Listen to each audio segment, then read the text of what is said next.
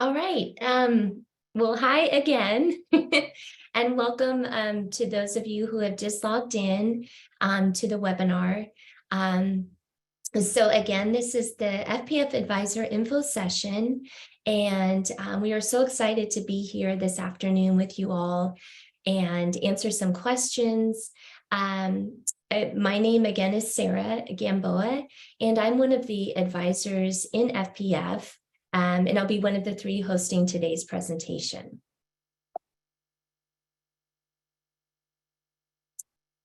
So here is the advising team in FPF.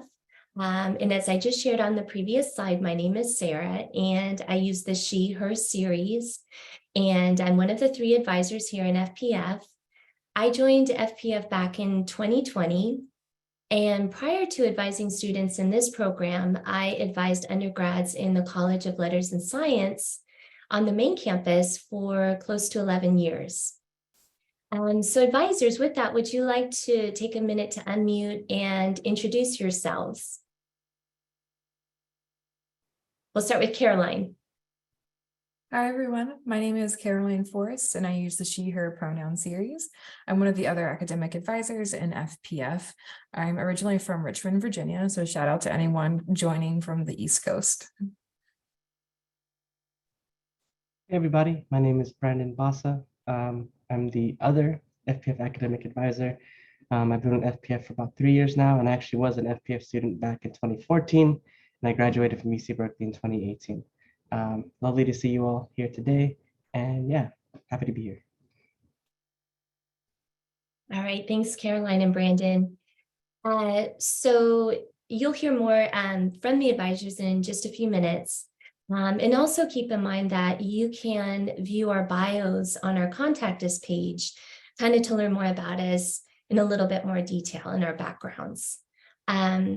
So something to keep in mind for all of you here today, everyone up here on this slide was once in your shoes. So a frosh starting out on a new campus, dealing with a variety of feelings and emotions, excitement, nervousness, the unknown, and on it goes. So please know that what you may be experiencing right now when it comes to moving away from home, leaving family and friends behind, that it's perfectly normal when it comes to beginning your first semester of college. So we understand, and we're here to kind of help you through that adjustment.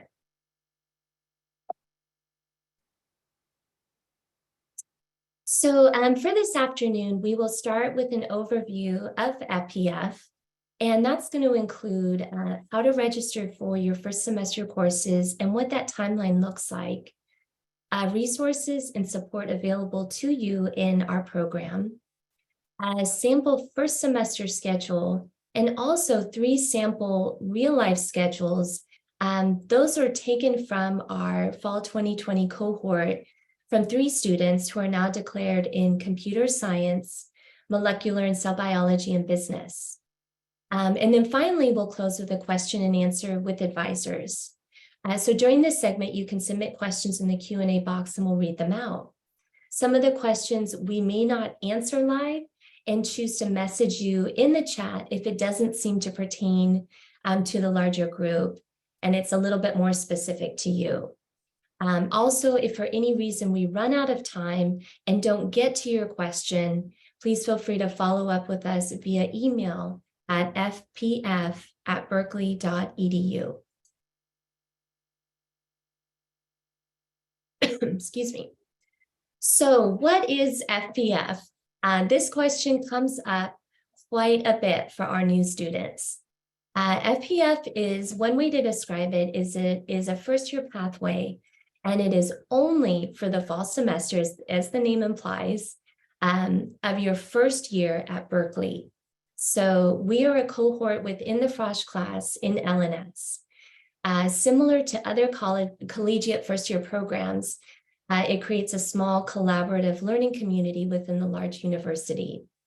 If you think about other types of programs and clubs on college campuses that build community, for example, the Greek system, We are just a community that is more academic in nature, so you can kind of think of it that way. FPF also provides peer tutoring and workshops, and advisors are additional resources that are very accessible as well. Another way that you can learn more about our program is by checking out some of our videos on our YouTube channel. In particular, you may want to look at the FPF official video as well as the FAQ. Both of those are very informative. They're not very long. So if you haven't already done so, take a look at those. There's lots of other videos as well that you can view in addition to those. So with that, I'm going to turn it over to my colleague, Brandon. Thank you, Sarah. So in order to be a part of FPF, you do have to be eligible. So in order to be eligible, you have to be a newly admitted student within the College of Letters and Science. So if you're in another college, such as College of Engineering or College of Chemistry or the Rousey College of Natural Resources, unfortunately, we would not be able to work with you. Similarly, if you are a transfer student or a returning student, we would not be able to work with you as well because we only work with first-year students. And just as a reminder, all FPF students are 100% fully matriculated students within the College of Letters and Science. You'll receive your degree from the College of Letters and Science. It will have no mention of FPF. You're still going to receive the full UC Berkeley degree. So there is no difference by the time you graduate in that sense. I think in terms of other considerations when you are choosing FPF, one thing to note is that FPF is not approved for VA educational benefits. So if you're utilizing things such as the post 9/11 GI Bill, Chapter 33, or the Dependents Educational Assistance, Chapter 35, FPF may not be an option for you, especially if you are planning to use those benefits. If you have any specific questions, feel free to reach out to us directly or reach out to the Veteran Educational Benefits Office on our campus, and you can definitely find them just through a quick Google search. But again, if you have questions about that specifically, reach out to us as well. Another consideration is if you have the California Community College IGETC certification, or if you've just completed so many different community college courses in which that you've satisfied a lot of the different UC Berkeley degree requirements, because majority of the classes you'll be taking will be from our curriculum, you may just want to consider if the curriculum that we do offer is enough for you in terms of your first semester. And again, it is only for your first semester. And we've had students who had IGETC or completed a lot of community college courses, still want to be a part of FPF due to the variety of benefits. So just because you have IGETC, that shouldn't necessarily deter you. But again, it is something to consider. And if you are having a hard time in terms of figuring out whether FPF is a good fit for you, just based on major, based on your past community college experiences, feel free to email us directly and we can have a more personal approach to sort of your very specific academic history as well. Next slide. Great. Now, in terms of registration, now there are two ways in which you can register for FPF. So for students that have the ability to opt in to FPF, the first step you would want to do is accept your offer of admissions to UC Berkeley by May 1st at 11:59 p.m. Pacific Standard Time. So after you accept your offer of admission, then you would go to your My Application portal, scroll down under Forms, you'll find the first year pathway selection form, and you'll want to register for FPF by May 2nd at 11:59 Pacific Standard Time. A quick thing to note, when you are on the first year pathway selection form and you are considering FPF, please be sure to read all of the different guidelines before you confirm and accept. There are certain policies that we just want you to note before you fully commit to FPF. And if you have questions about those things, please look through our website or email us directly. Now, the second way in which you can be registered for FPF is if you were directly admitted into FPF. So in terms of if you were directly admitted into FPF, you would just accept your offer of admissions to UC Berkeley through your My Application portal by May 1st at 11:59 p.m. And essentially, once you've accepted your offer, then you are registered for the fall program for first semester. And again, that is for students that were directly admitted. And just to clarify really quickly, FPF doesn't manage who's admitted, what options they have, or what students have in terms of the options, whether that's traditional pathway or FPF or anything like that. The Office of Undergraduate Admissions makes all decisions regarding the students and their options. And yeah, and then if you have any specific questions about, if you're a direct admit, if you're an opt-in, take a quick look at your admission letter. It should be fairly clear if you are admitted into UC Berkeley or admitted to UC Berkeley through FPF. And then if you have specific questions or it's just a little bit confusing, feel free to reach out to admissions directly to just clarify whether you were a direct admit or if you have the option to opt in. Great, next slide, please.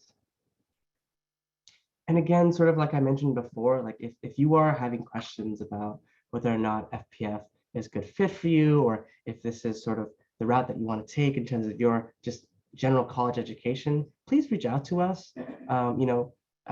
We meet with like most of our students. Like last year, we met with 96.9% of our students in a one-on-one advising session, whether that was virtual, in person, via email.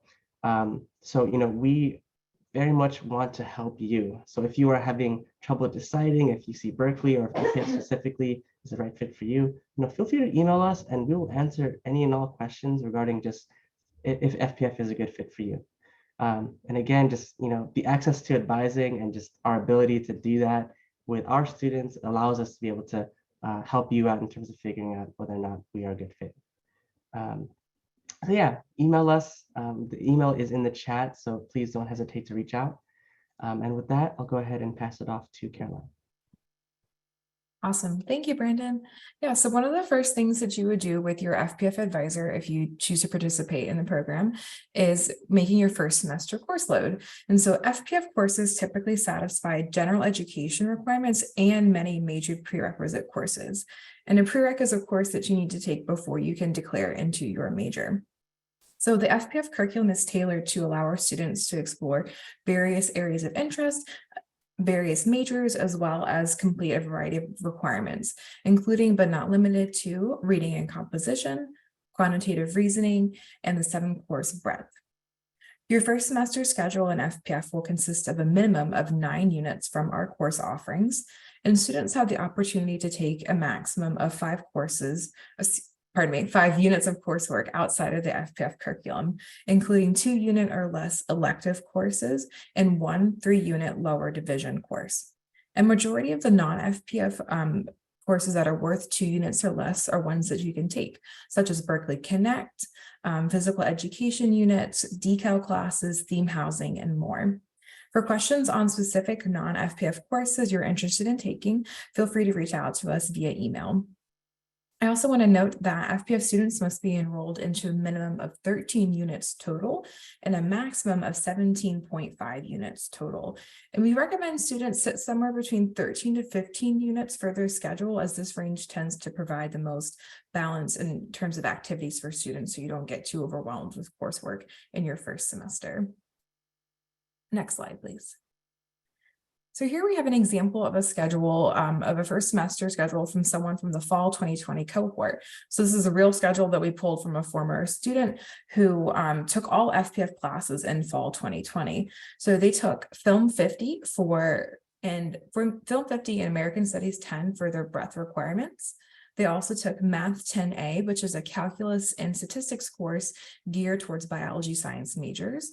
And they also rounded out their schedule with MCB 32, or Molecular and Cellular Biology Intro to Physiology course. And so this student is now a declared major in MCB, also known as Molecular and Cellular Biology.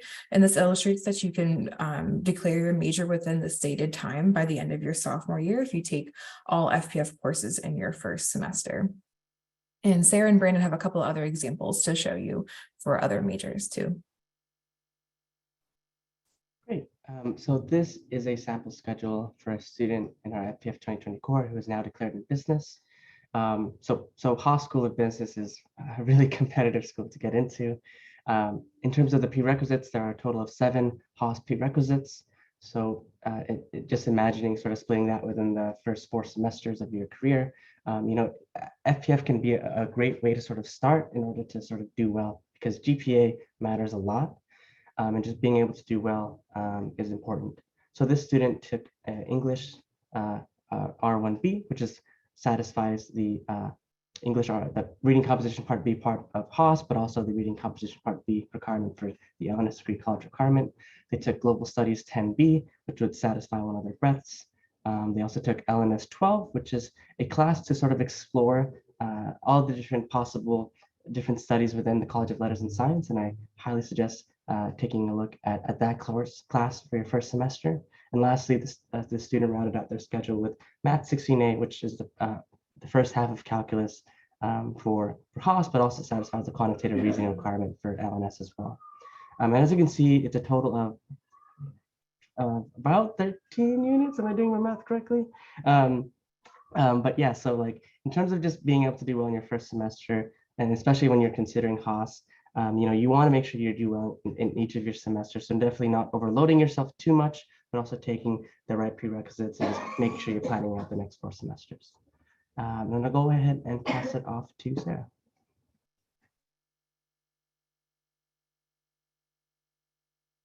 All right, and finally, this slide here shows a first semester schedule of an FPF student now declared in computer science. So during fall 2020, this particular student enrolled in the second half of reading and composition, so R1B, geography 30, gender and women's studies 50 AC, and philosophy 2, totaling 15 units. So as you can see here from this slide, all the courses here are FPF courses, and they have that X designation there. So to kind of reiterate what's been shared and mentioned on the previous 2 slides, students were still able to pursue and declare in majors on time when doing all FPF courses in their very first semester. And in some instances, that course load did not include any prerequisites for their intended major. All right, so back over to Caroline. Yeah, thank you, Sarah. So thinking beyond your first semester at Berkeley, we wanted to share with you some more facts and figures about how FPF can have a positive impact on your educational experience. So of the roughly 6,000 newly admitted first-year students, each FPF cohort is around 750 students. And since there's about 20,000 undergraduates in the College of Letters and Sciences, FPF really is a tiny community within the college, but we still have a significant and positive impact on our students.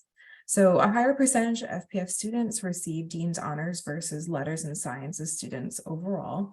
And FPF students tend to have higher graduation rates than students who start via the traditional pathway. And we can do this through our smaller class sizes that afford greater opportunities to connect with your instructor, as well as with other peers and your course material. So just to give you an example of what that can look like, a Math 1A calculus class on campus might have around 720 students in the course, whereas FPF's Math 1A class, which is the exact same content and information, might only have about 80 students, for example. And most FPF courses average around 48 spots or so.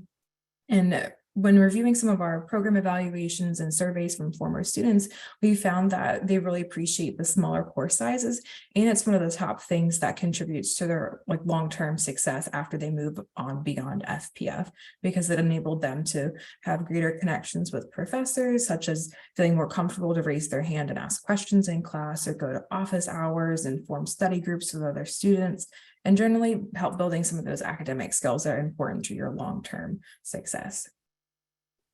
Next slide, please.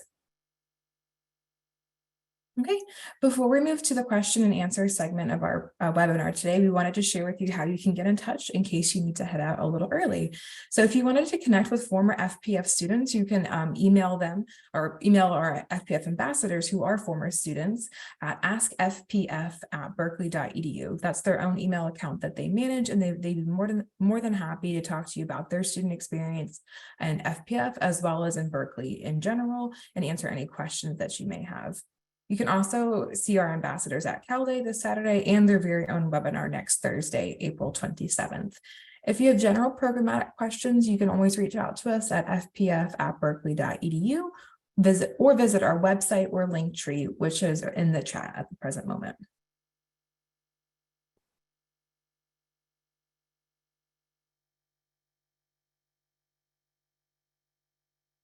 I believe you're muted, Sarah. Thank you. Got to unmute. At this point, we're going to move over to the Q&A portion of our presentation, and I'll be moderating the Q&A. So I'm going to start with the first question, and the first question that came in is, are you still able to complete your degree in 4 years if starting in the FPF program as opposed to beginning on campus? So I would say the simple answer is yes. So there's no difference between starting in our program versus starting in the main campus or central campus in terms of making progress. So as you probably noticed on those slides that we showed you of those students who are now actually declared and are on track. Now I know they haven't yet graduated, but they're on track and they're declared within the 2 years, which is usually a really good indicator that a student is going to finish up in 4 years. Now, there are things that come up, students who want to add on a second major or study abroad and graduate early.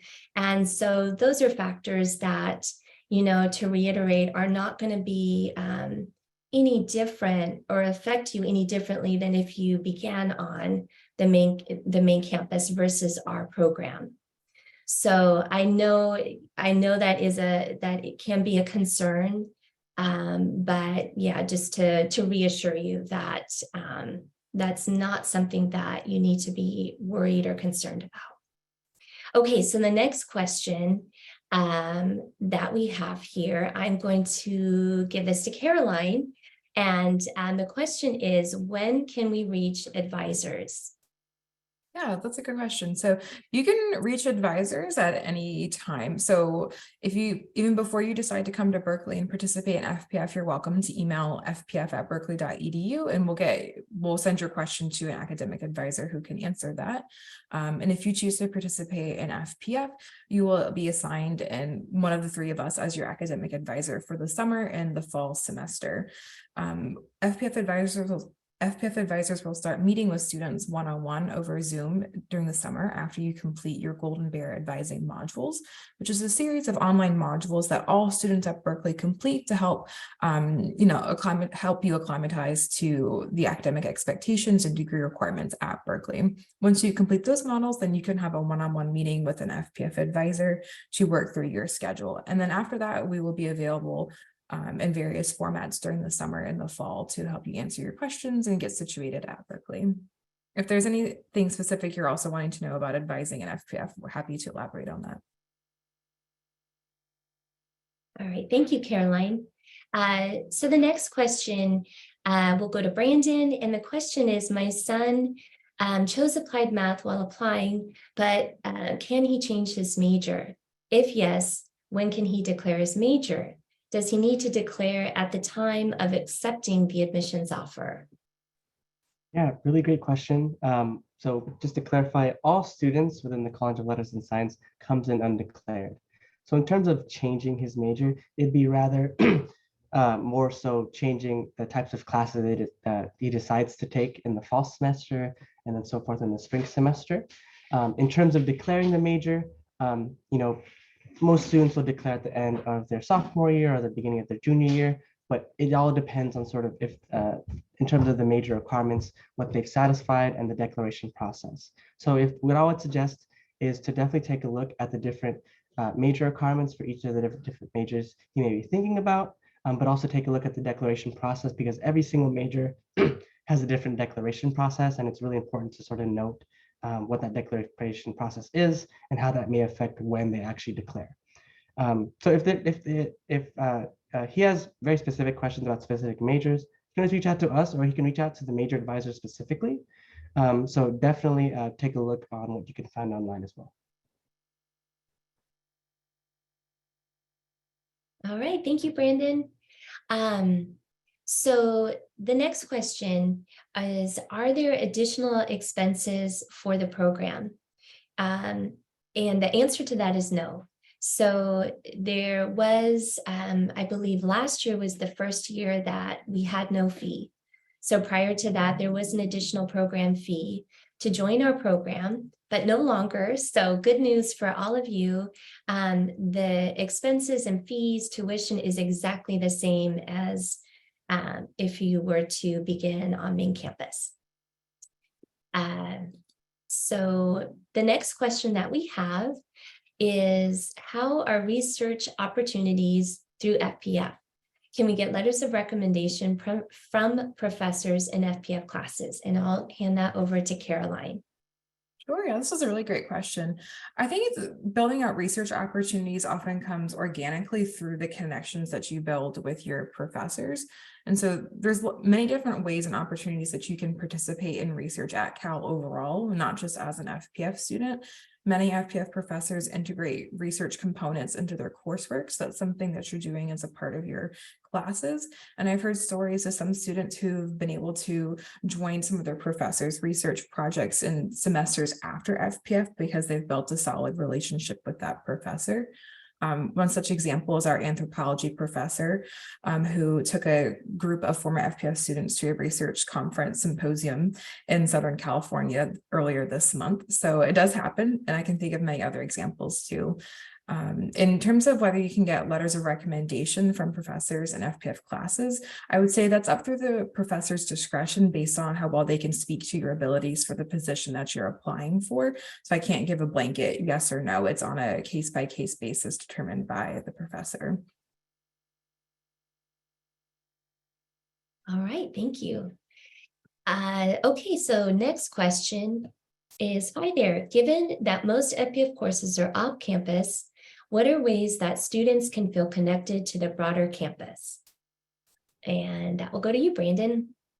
Yeah, and I also just wanted to clarify that just UC Berkeley in general has just been expanding their buildings just to create space for more students, which also includes the downtown part of Berkeley as well. And there's other buildings outside of just FPF in the Golden Bear Center, like for example, public health is also in the downtown area of the Berkeley campus now. So just wanted to clarify that really quickly. But in terms of just being able to sort of get involved, like outside of your academics and the classes you're taking, you have the same opportunities as all other students, right? So you're going to be in the same residence halls as all other students. You could go to the same dining commons, the same libraries, the same student orgs and clubs and organizations. So in terms of like feeling connected to the broader campus, it's really a matter of how much do you yourself want to get involved in terms of just being able to balance both academics, life, and involvement within school. So whether that's going to a football game or joining a rally, joining a protest, there's so many different ways in which you can get involved, but it'll be sort of be up to you in terms of how you want to get involved.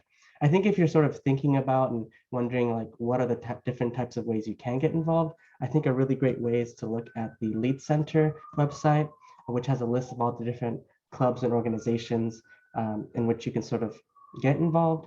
There's also this really cool database of the hundreds of clubs and organizations at UC Berkeley called CalLink. So definitely take a look at that when you get the chance as well. And again, being an FPF doesn't stop you from getting involved in any of these opportunities. Again, the main difference would just be the academics, and that's why we are a living learning community in that sense. All right, awesome. Thank you, Brandon. Next question is, why would someone not do FPF? Seems like no downside except not on main campus. So I agree. There really, to me, is no downside. I would say some students where this FPF may not be a good fit is if they have come into college with a lot of community college credits or units and have completed, a good portion of what's referred to as IGETC and are kind of close to declaring their major. And that's not very common, but we do come across that with some students. Another group of students that FPF may not be a good fit for is students who are utilizing VA benefits and might be Chapter 33 or Chapter 35 to help cover their tuition. So these two populations of students, if you were directly admitted or opted into our program, please check in with us. You can email us and follow up. Other than that, I really can't think of a reason why our program may not be good, a good fit for you, for the student. We are, as Brandon mentioned, the campus is expanding. A lot of departments and groups are off campus.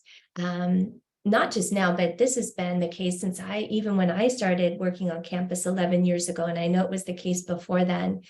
Oftentimes you're walking 1 or 2 blocks to the south or the east or north to get to a particular program. And so there's public transportation available. There's lots of ways to get around. There's lots of ways to be connected. And we've heard actually from, I would say, a good number of students and our ambassadors that having all their classes in just one building in one location was actually convenient and nice. They didn't have to travel very far. So that is just my take on it. But I think that if you're all free to attend, we have a session going on next week with our FPF ambassadors who are former FPF students. And I think that would be really helpful to attend to just kind of pick their brains even more. Oh, right. So let's get to the next question here. We've got, thank you very much for your time. You're welcome. Are you able to be on track for 2 majors or the specialized dual degree programs while taking FPF classes? So I will hand this over to Caroline. Yeah, thank you. I think when it comes to planning for 2 majors, whether that's 2 majors within the same college or maybe a major in LNS and a major in another college, that it comes a lot of careful planning, but it's no different than planning for 1 major in the sense that you want to look for courses that have that can apply to both majors to use your time wisely. So let me give you an example of business administration and economics, for example. Those 2 majors tend to have a lot of the prerequisite courses in common. So if someone wants to do a double major with those 2 options, you might want to pick the prerequisite courses that apply to both options to save yourself some time, essentially. And so that this can also mean working with advisors within the specific major departments to review your course plan, because you are able to get advice from them as well as your FPF advisor. And together we can all come up with a program plan that can keep you to graduate within a reasonable time period too. And in reference to the phrase about specialized dual degree programs, if you're thinking about the other programs like the Hong Kong UC Berkeley or Sciences Po UC Berkeley dual degrees, I think that is a different case than doing 2 majors at Berkeley in general. Okay. So next question, are there dorm preferences that students choose in this program? How far is the distance from the main campus to the FPF classes? Brandon, hand that to you. So the 2 closest dorms to FPF would be Blackwell, and then the next closest one would be Unit 3. So in terms of just selecting a dorm, those are the 2 that we often suggest just because it is closer. I would say it's about a 10 to 15-minute walk, depending how fast you walk. But again, if you are in any other dorm, or even if you're in Blackwell or Unit 3, if you'd rather take the free bus, you can also do that as well. When I was a student, over the 4 years, I always took the bus because when I was living farther away from campus, it just made a lot more convenient. So just being able to learn how to utilize that just helps a lot. In terms of like distance from main campus, again, campus is just really big. Whether you're in FPF or not, like if you're, say, for example, you're in Clark Kerr and you have to go all the way down to, let's say, LeConte, or maybe not LeConte, that's actually not that bad. Maybe down to Sproul Hall or MLK, like that's a chunk of a walk there, right? So I think just in general, UC Berkeley and UC Berkeley students just have to walk a lot because of the campus size and also the hills. So definitely be prepared to walk a lot in general. All right. Thank you, Brandon. All right, another question here is, do we need to submit all transcripts to FPF2? So the answer to that is no. All of your transcripts need to go directly to admissions. And there should be information in your MAP or My Application portal with regards to where high school transcripts, any exam scores, where that all can be sent. But FPF actually does not accept or review, evaluate any of that work. That's all done actually by a unit called the Central Evaluation Unit. So, but that information is available to you in your portal. Okay, so let's get to the next question here. How does Berkeley decide which students to invite into FPF? Do FPF classes have the same syllabus as the analogous traditional class? Yeah, in terms of how Berkeley decides which students are invited to FPF, again, FPF is not involved in who's admitted to UC Berkeley or if they're directly admitted to FPF or what options they receive. All that is decided by the Office of Undergraduate Admissions at UC Berkeley. So they make all decisions in that regard. In terms of the syllabus, all classes that FPF offers is equivalent to the non-FPF versions of the class, right? So X Math 1A will essentially is equivalent to Math 1A outside of the FPF curriculum. In terms of the FPF classes, all of our classes and all of our instructors go through the same process of approval as classes through the main campus. So they are the same in that regard. Right. Thank you, Brandon. The next question, when will the courses for fall 2023 be available? How do we find the FPF courses in the course catalog? Yeah, so we have a list of our tentative fall 2023 course offerings on our website, fpf.berkeley.edu, under the curriculum tab. And so you can get a sense of the courses you might be taking. Please note that some of these might be subject to change due to like operational needs, but those are the ones that you can generally picture yourselves taking for fall 23. And so all these courses are also listed in the Berkeley Academic Guide, which is where all of Berkeley's thousands and thousands of classes are stored. So you can look at them there as well. And I think there was another part of that question, but it disappeared from my list. So could you remind me, Sarah?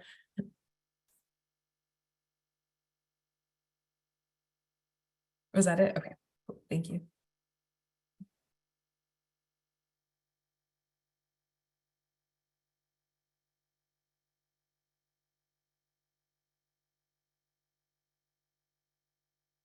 Oh, in terms of finding the FPF courses in the course catalog, all the FPF courses are on the course catalog, which is classes.berkeley.edu.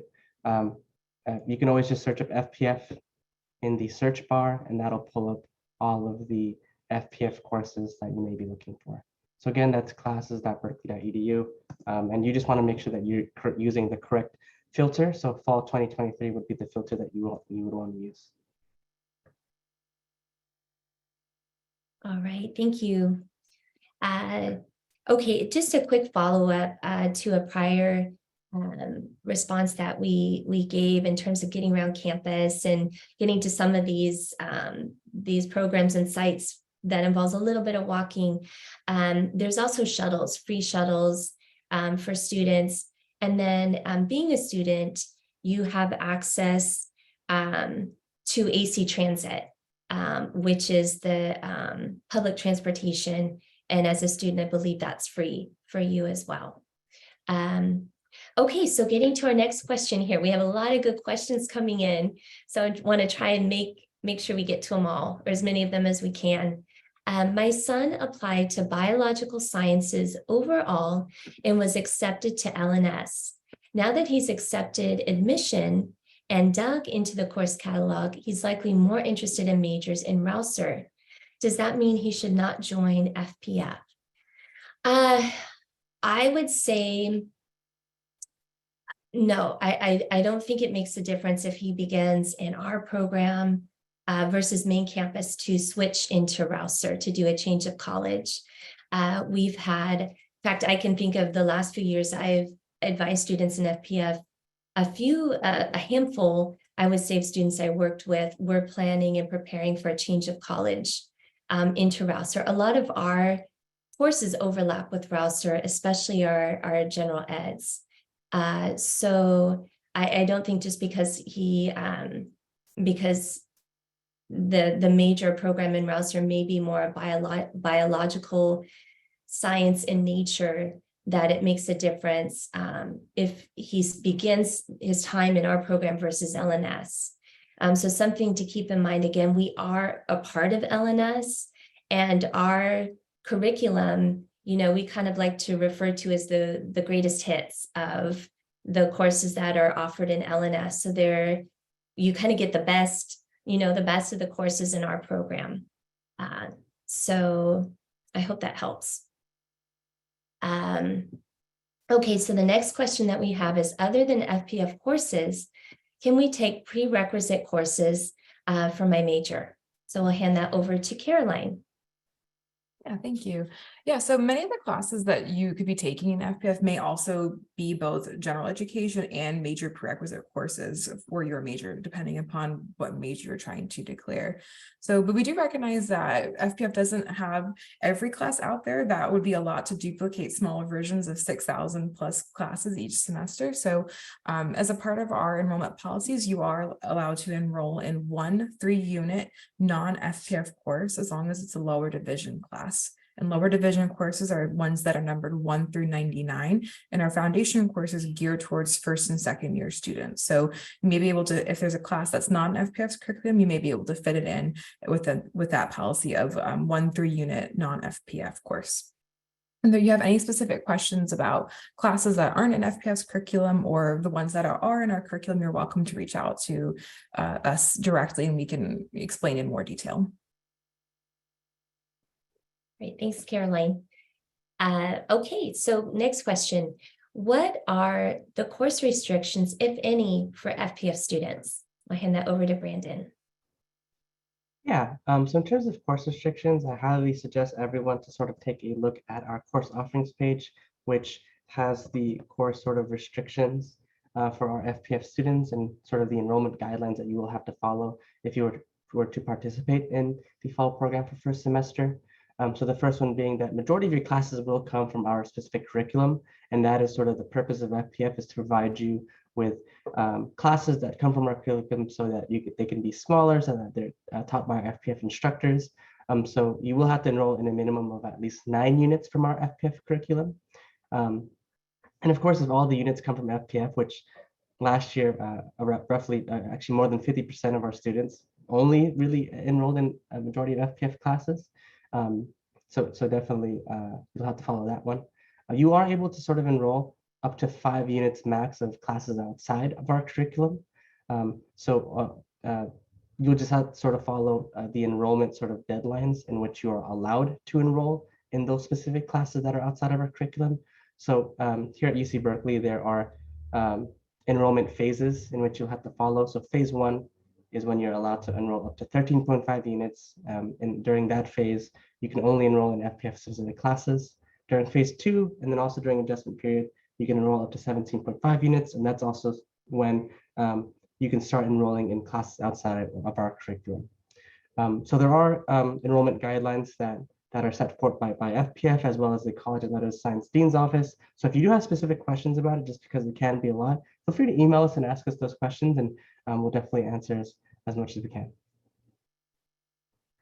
All right, thank you, Brandon. So next question is, how is FPF class registration compared to the regular classes? Is it easy or hard or the same? So I understand this question to be, how is enrollment for your courses and signing up compared to if you were on main campus, signing up for main campus courses? I'll approach it that way first. And I would say that our enrollment time is very close, I think, if not the same as when LNS students enroll their phase 1, when that begins. The nice part is there are a much smaller group of students enrolling in FPF, you know, approximately 750 versus, you know, around 6,000. I would say another really big advantage is that advisors are so accessible. So not only have you already met with us to kind of discuss the courses that you want and the courses to prioritize for phase one, but if you have any issues the day of enrollment and there's a snag when you log in, you get kind of caught up in Cal Central, you can email us. And there'll also be FPF ambassadors available as well. I believe either that day or prior to that to kind of go over the enrollment process. So in my opinion, in working in FPF and in LNS, I feel like the enrollment process in getting your courses or registering for them is easier, is just a little bit, the process is smoother, is the best way that I can say it. Now, when it comes around to the adjustment period and you have the ability to add a main campus course, should you decide to do that, in terms of how easy it is to access those courses, I think it'll depend on the course that you want to add into and the popularity of that course. Keep in mind that going up to the first day of classes, even into the first week, there's a lot of adding and dropping going on as students are adjusting their schedules. So, you know, in some instances or a lot, adding to a wait list for a course may be a good idea that you're trying to get into, and just monitoring the movement on that wait list. So, but either way, the FPF advisors are accessible when questions come up, which I'm sure they will, because it's your first time doing this. So I hope that answers your question there. So the next question that we have here is, I think we may have answered this. I'm kind of think this may have been covered, but just in case, because I know this does come up a lot, I'm going to read it out again. Do you still have the opportunity to live on campus in dorms with other students who aren't in FPF? So I'll hand that over to Caroline. Thank you. Yes, absolutely. Your housing is completely separate from your participation in FPF. So you're welcome to live on campus like many other first-year students do. And if I'm not mistaken, I believe that the deadline to submit your housing preferences is coming up soon. So make sure you double check your map portal for that. So you can certainly live with other non-FPF students, or maybe you've already met a couple of students who are in FPF and you all want to be roommates. So it can go either way. And I believe this was mentioned before, but the closest dorms to the FPF building should be Blackwell and Unit 3, I think, although FPF students tend to live in many places on campus. Yeah. Okay. Are qualifications and experience of FPF professors the same and comparable to professors of traditional courses, or are the professors on main campus? I'll hand that over to Brandon. Yeah, so all of our FPF instructors go through the same approval process as other instructors on the main campus. And a lot of our instructors actually teach on the main part of campus as well. Some of our instructors teach at other colleges, some of them teach at other community colleges as well. And I think an important thing to note in terms of the differences between our instructors versus overall just UC Berkeley instructors is that we very much look for instructors that are dedicated and knowledgeable, and they want to work with first-year students, right? So in terms of our instructors, I highly suggest just taking a look at our website, because we have a list of some of those instructors in which you can look up. We also have featured instructors in which we have a whole profile on them as well. So I highly suggest just taking a look at our instructors and seeing, you know, what they're like, because they are truly amazing. And again, they go through the same approval process as other Berkeley instructors as well. All right, thank you, Brandon. Okay, I'm looking for a question that is a little bit different than some of the questions. We're getting a few that are ones that we've covered already.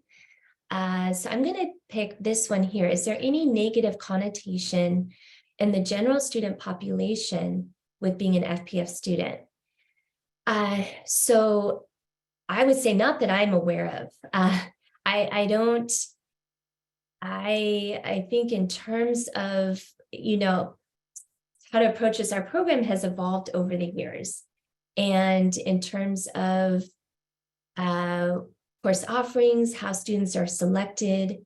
And so I think that we try to keep our site current and up to date, or not try to, it is current and up to date with the information. I think that the students who have come through our program have such a positive experience, and that's reflected in our evaluations that we do with our students, our post cohort evaluation. And we have a lot of students return to be ambassadors and work with incoming students in the FPF program because they had such a positive experience. So, I would say the simple answer to that is no. I haven't heard about negative feedback from the general student population. I know when I worked in LNS in the college, I didn't hear about it there either. Brandon and Caroline, I don't know if you have any more to add to that question. Yeah, so I mean, I was an FPF student. Honestly, there was no difference in terms of me being a student. I was never ostracized in any way. If anything, I had more camaraderie in terms of being in FPF and knowing other FPF students, whether if they were in my cohort or they were in past cohorts. When we found out that we were in FPF, like, oh, hey, we were in FPF. And it was just like such a cool experience that not many students get to go through, right? Because again, there's only about 10% of the LNS admits, and that's not even including other colleges. So I didn't feel any sort of negative connotation or was treated differently in any way. If anything, it was just a plus, being able to know other students that have gone through FPF and be able to have that sort of core and get that camaraderie.